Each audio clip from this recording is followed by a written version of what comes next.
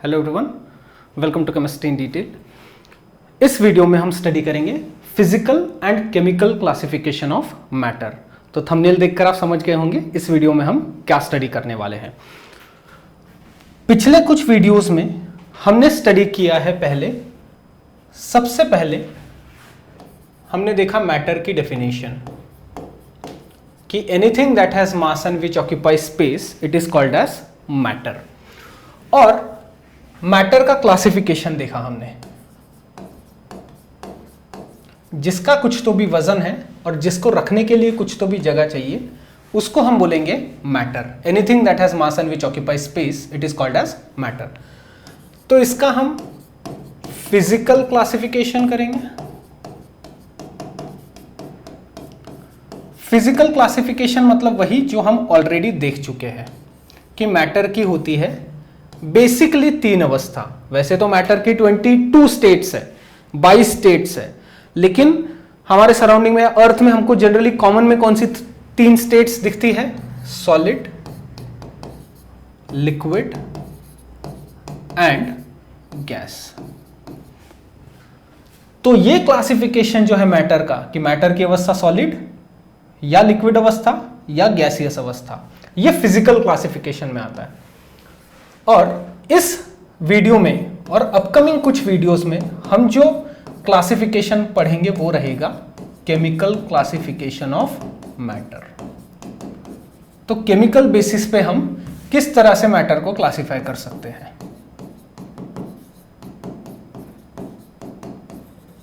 तो यहां देखेंगे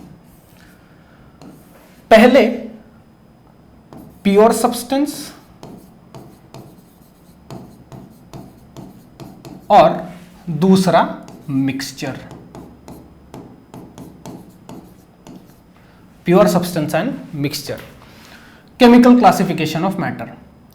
प्योर सब्सटेंस में आती है 2 चीजें,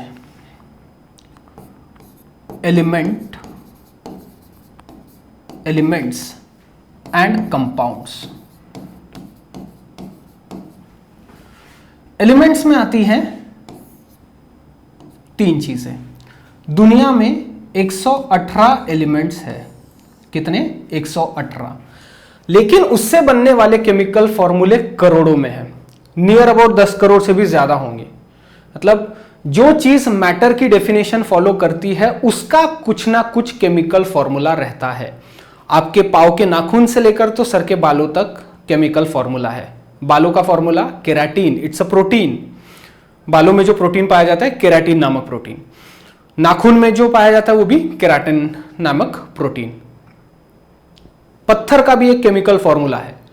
तो हर चीज जिसका कुछ तो भी वजन है और जिसको रखने के लिए कुछ तो भी जगह चाहिए उसका केमिकल फॉर्मूला रहता है। और ढेर सारे केमिकल फॉर्मूलेस को ही हम कहते हैं केमिकल कंपाउंड्स।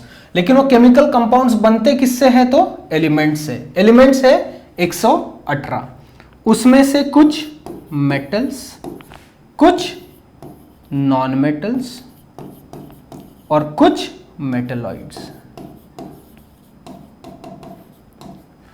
तो अगर आप गूगल पे सर्च करेंगे तो आपको अलग अलग आर्टिकल्स मिलेंगे या अलग अलग वीडियोस में अलग अलग टीचर्स भी आपको मेटल्स, नॉन मेटल, मेटलॉइड की संख्या अलग अलग बताएंगे। क्योंकि कुछ एलिमेंट्स ऐसे हैं जहां साइंटिस्ट खुद कंफ्यूज है कि उसे मेटल बोला जाए या मेटलॉइड बोला जाए। मेटल्स की डेफिनेशन है, नॉन मेटल्स की ऐसे फिक्स्ड कोई डेफिनेशन नहीं। और मेटलॉइड्स, इन दोनों के बीच में जो कैरेक्टरिस्टिक्स को जो एलिमेंट शो करते हैं उनको बोला जाता है मेटलॉइड्स। तो नियर अबाउट 92 मेटल्स है, 92 मेटल्स। नॉन मेटल्स है नियर अबाउट 20 और 7 है मेटलॉइड्स। मेटल्स 92 नहीं, आप इसे 91 पकड़िए। 91 मेटल्स हैं दुनिया में, नॉन मेटल्स है 20 और मेटलॉइड्स है 7। सभी नंबर को जब आप ऐड करेंगे तो आपको 118 ये नंबर मिलेगा। तो 91 metals, non metals 20 and metalloids are 7। और कंपाउंड्स भी 2 तरीके के, या तो ऑर्गेनिक या फिर इनऑर्गेनिक। ऑर्गेनिक कंपाउंड्स या इनऑर्गेनिक कंपाउंड्स। तो ऑर्गेनिक कंपाउंड्स मतलब वो केमिकल फॉर्मूले या वो केमिकल कंपाउंड्स जो किसी ना किसी लिविंग ऑर्गेनिज्म में प्रेजेंट हो। पहले उसकी डेफिनेशन इस तरीके से दी जाती थी कि ऑर्गेनिक कंपाउंड्स जो जिंदा चीजों में, लिविंग ऑर्गेनिजम्स में जो केमिकल फॉर्मूले मिलेंगे उनको हम बोलेंगे ऑर्गेनिक कंपाउंड। लेकिन बाद में पाया गया कि ऑर्गेनिक कंपाउंड्स मतलब वो कंपाउंड्स जिनमें कार्बन प्रेजेंट है, और कार्बन को छोड़कर जो कंपाउंड्स रहेंगे उन्हें हम बोलेंगे इनऑर्गेनिक कंपाउंड्स। जो जिंदा चीजों में मिलते हैं ऑर्गेनिक कंपाउंड्स, जो जिंदा चीजों में नहीं मिलते इनऑर्गेनिक कंपाउंड्स। लेकिन ये एप्रोप्रिएट डेफिनेशन नहीं थी। तो ऑर्गेनिक कंपाउंड्स मतलब वो जो कंपाउंड्स जिनमें कार्बन प्रेजेंट होता है, और इनऑर्गेनिक कार्बन को छोड़कर जितने भी केमिकल फॉर्मूले हैं वो इनऑर्गेनिक कंपाउंड्स। फिर हम आते हैं मिक्सचर पे। तो मिक्सचर दो तरीके के,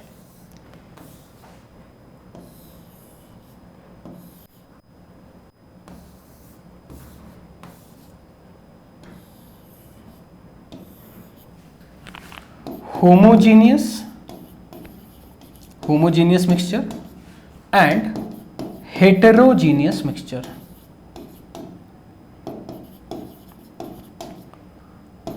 homogeneous mixture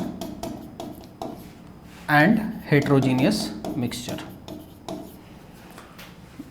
जनरली अब जो वीडियोस आएंगे और प्लेलिस्ट के हिसाब से आप चल रहे हैं, ये मैं मान के चलता हूं, तो हमें देखने हैं प्योर सब्सटेंस और मिक्सचर्स के बारे में। तो किसी भी दो या दो से ज्यादा प्योर चीजों को मिक्स कर दो तो क्या बन जाएगा? मिक्सचर। दो या दो से ज्यादा प्योर चीजों को आपस में मिक्स कर दो तो क्या बनेगा? मिक्सचर। और मिक्सचर या तो होमोजीनियस मिक्सचर या फिर हेट्रोजीनियस मिक्सचर। फॉर एग्जाम्पल, अगर हम मान लीजिए नींबू पानी बनाते हैं, तो नींबू पानी बनाने के लिए हमें क्या क्या चाहिए? पहले चाहिए हमें पानी, फिर हमें नींबू निचोड़ना होगा उस पानी में, उसमें डालेंगे हम शक्कर, उसमें डालेंगे हम थोड़ा सा नमक, और कुछ लोग पुदीने की चटनी भी ऐड करते हैं, तो आप अपने हिसाब से। तो नींबू पानी बन गया, अच्छे से आपने उसको स्टर किया, तो जो टेस्ट पहले सिप का रहता है लास्ट सिप का भी टेस्ट वही रहता है। जो टेस्ट पहले घूंट में आएगा लास्ट घूंट में भी टेस्ट वही आएगा। तो वो मिक्सचर क्या हो गया? Homogeneous mixture. क्योंकि जो भी चीजें हमने उसमें मिक्स की, पानी, लेमन एक्सट्रैक्ट, शुगर, सॉल्ट, जो भी चीजें हमने उसमें मिक्स की वो एक दूसरे के साथ अच्छे से मिक्स हुई है, तो जो मिक्सचर बना होमोजीनियस मिक्सचर। और जो एडिबल मिक्सचर जो आप खाते हैं, फॉर एग्जांपल चिवड़ा, या मैं महाराष्ट्र में रहता हूं तो फरसान, चिवड़ा, जिसमें ढेर सारी चीजें आती है। चिवड़ा बनता है पोहे का, पोहे को फ्राई किया जाता है, पतला पोहा, फिर उसमें हम पीनट्स डालते हैं, उसमें हम अलग अलग टाइप की दालें डालते हैं, बेसन से बने हुए जो फाफड़ा वगैरह रहते हैं वो ऐड करते हैं। तो चिवड़े में वहां डिस्ट्रीब्यूशन ऑफ पार्टिकल्स क्या है? सेम नहीं है। क्योंकि हम अगर उससे खाते भी हैं तो हम हर बाइट में हर चीज का टेस्ट बता सकते हैं। अगर एक बाइट में अगर पीनट अगर आ गया, शेंगदाना अगर आ गया, तो हम बता सकते हैं कि हाँ शेंगदाना आया था, राइट? तो दो या दो से ज्यादा चीजों को अगर हम मिक्स करेंगे तो मिक्सचर बनता है, दैट्स फाइन। लेकिन अगर चीजें बहुत अच्छे से मिक्स हुई तो होमोजीनियस मिक्सचर, और अच्छे से मिक्स नहीं हुई तो हेट्रोजीनियस मिक्सचर। तो होमोजीनियस मिक्सचर का एग्जाम्पल है ट्रू सॉल्यूशन। और ट्रू सॉल्यूशन मतलब वही जो मैंने अभी आपको बताया था, कौन सा? नींबू पानी बनने वाला एग्जाम्पल। और हेट्रोजीनियस के दो एग्जाम्पल्स है, एक है कोलाइडल सॉल्यूशन और एक है सस्पेंशन। इन्हें ही हमें स्टडी करना है। सॉल्यूशन, ये जो ट्रू सॉल्यूशन है, ये स्टडी करने के लिए हमको ऑलमोस्ट नियर अबाउट एक पूरा लेक्चर लग जाएगा। एक पूरा वीडियो सिर्फ सॉल्यूशंस के ऊपर रहेगा, उसमें कॉन्सेंट्रेशन टर्म्स ये सब चीजें आ जाएगी। ओके, तो पहले तो फिलहाल इस चीज को, इस डायग्राम को अच्छे से सेव करेंगे और फिर मैं आपको धीरे धीरे बताते चलूंगा होमोजीनियस हेट्रोजीनियस मिक्सचर्स क्या होते हैं। पहले आप इसको सेव कीजिए।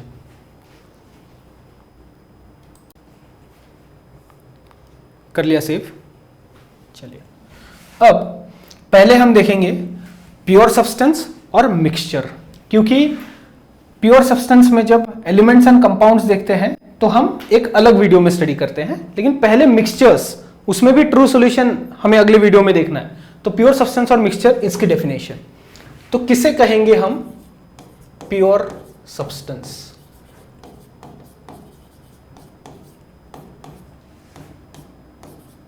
those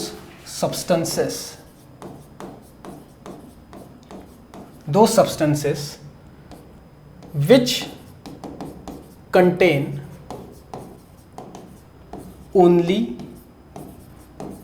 one type of atoms or molecules, they are called pure substances.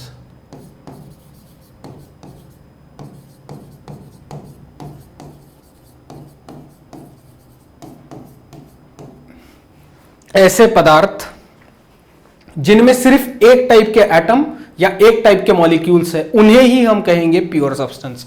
For example, sugar का फॉर्मूला क्या है? C12H22O11। ये टेबल शुगर का फॉर्मूला है। अगर सिर्फ उसमें यही फॉर्मूला है थ्रू आउट द, मतलब जितनी भी क्वांटिटी में हमने लिया उसमें सिर्फ यही फॉर्मूला है C12H22O11, कार्बन के 12 एटम, हाइड्रोजन के 22 एटम और ऑक्सीजन के 11 एटम, मिलके बनता है टेबल शुगर का फॉर्मूला, जो शक्कर हम खाते हैं वो। तो अगर सिर्फ यही फॉर्मूला है, यही मॉलिक्यूल्स है, ये इतने एटम मिलके एक मॉलिक्यूल बनता है, तो सिर्फ इसी के मॉलिक्यूल्स अगर रहेंगे तो हम उसे बोलेंगे प्योर सब्सटेंस। लेकिन मान लीजिए हो गया, शक्कर बनते बनते उसमें थोड़ा सा नमक गिर गया, तो 99% ये है, इसमें 99% शक्कर और 1% अगर उसमें सॉल्ट आ गया, समझ लीजिए गलती से आ गया, तो हम उसको प्योर सब्सटेंस बोलेंगे क्या? नहीं, अब वो हो गया इम्प्योर सब्सटेंस। या फिर बेहतर तरीके में हम उसको बोलेंगे मिक्सचर। दो या दो से ज्यादा प्योर सब्सटेंस, प्योर चीजों को आपस में मिक्स कर दो तो क्या बन जाएगा? मिक्सचर। आयरन का फॉर्मूला है Fe, आयरन। अब लोहे में हमने थोड़ा सा जिंक ऐड कर दिया, लेकिन डायरेक्ट ऐड नहीं करना है, हम दोनों को, लोहे का भी पाउडर ले सकते हैं, जिंक का भी पाउडर ले सकते हैं, दोनों को पाउडर अवस्था में भी मिक्स कर सकते हैं, तो मिक्स तो हो जाएंगे, मिक्सचर तो बन गया। लेकिन मिक्सचर होमोजीनियस बना या हेट्रोजीनियस? तो मिक्सचर बनेगा हेट्रोजीनियस। लेकिन वही अगर हम लोहे को भी पिघलाए और जिंक को भी पिघलाए, लोहे को भी पिघलाओ, जिंक को भी पिघलाओ, पिघलने के बाद में उसे मिक्स करो और उसे ठंडा होने के लिए छोड़ दो, अच्छे से मिक्स करो और ठंडा होने के लिए छोड़ दो, तो भी मिक्सचर बन गया। लेकिन कौन सा मिक्सचर? तो होमोजीनियस मिक्सचर बनेगा। ठीक है, अगर लोहे में सिर्फ लोहे के एटम्स है तो वो क्या हो जाएगा? प्योर। जिंक में अगर सिर्फ जिंक के ही एटम्स है तो हम उसको बोलेंगे प्योर जिंक। लेकिन अगर 99% जिंक के एटम्स और 1% किसी और एलिमेंट के अगर एटम आ गए तो हम उसे बोलेंगे इम्प्योर या फिर मिक्सचर। आई होप आपको क्लियर हो गया होगा। अगर किसी भी चीज में उसी के एटम्स या उसी के मॉलिक्यूल्स अगर है तो हम उसे बोलेंगे प्योर सब्सटेंस। तो मिक्सचर हम किसे बोलेंगे? Mixture is obtained when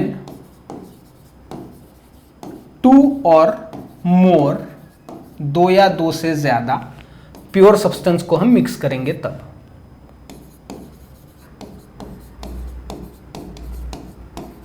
are mixed together.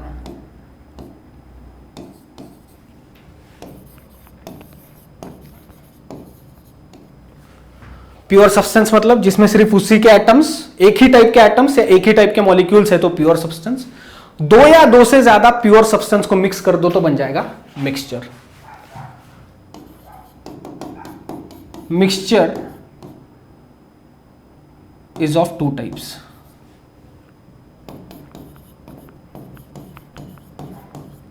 कौन सा?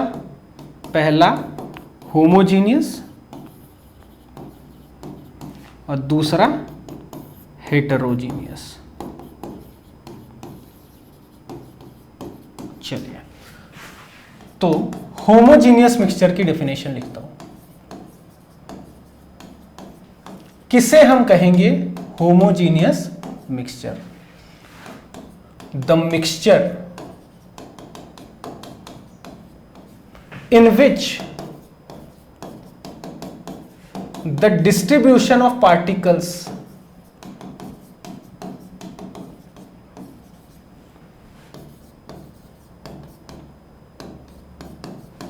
is constant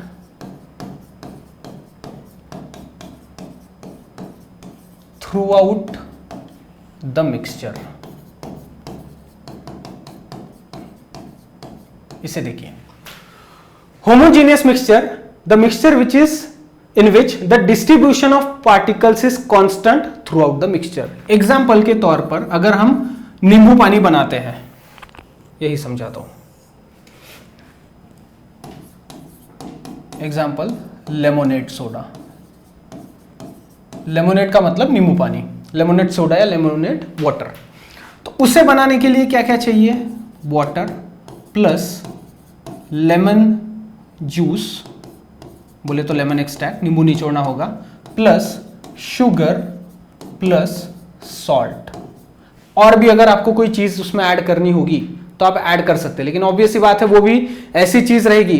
अब नींबू पानी में तो कोई पीनट्स नहीं डालेगा, नींबू पानी में हो सकता है थोड़ा सा मसाला ऐड कर सकते हैं अपने टेस्ट के लिए। ये बेसिक चीज है, water, lemon juice, sugar, salt. क्या बनेगा? लेमोनेड। तो नींबू पानी बन गया। पानी का टेस्ट टेस्टलेस, लेमन का टेस्ट खट्टा, शुगर का टेस्ट मीठा, सॉल्ट का टेस्ट खारा, सॉल्टी। तो जब नींबू पानी बनाते हैं तो ऐसा नहीं होगा कि पहले टेस्ट में कोई टेस्ट ही नहीं आया, पानी का टेस्ट आया पहले सिप में, दूसरे सिप में सिर्फ खट्टा लगा, तीसरे में सिर्फ मीठा लगा और चौथे में सिर्फ नमक का टेस्ट आया। ऐसा नहीं होता, सभी चीजें आपस में अच्छे से मिक्स होकर नींबू पानी का टेस्ट हमें देती है। तो जो टेस्ट पहली सिप का रहता है, लास्ट सिप का भी टेस्ट वही रहता है। इसका मतलब क्या है? इन सभी के पार्टिकल्स एक दूसरे में अच्छे से मिक्स हो गए हैं। The mixture in which the distribution of particles is constant through out the mixture, ऐसे मिक्सचर को हम बोलेंगे होमोजीनियस मिक्सचर। तो किसे बोलेंगे हम फिर? Heterogeneous mixture.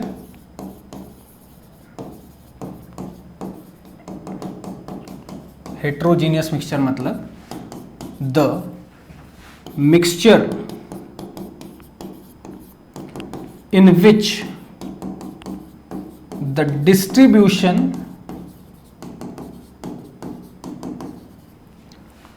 of particles is not constant throughout the mixture। चीजें अगर आपस में अच्छे से मिक्स नहीं हुई तो ऐसे मिक्सचर को हम बोलेंगे हेटेरोजीनियस मिक्सचर।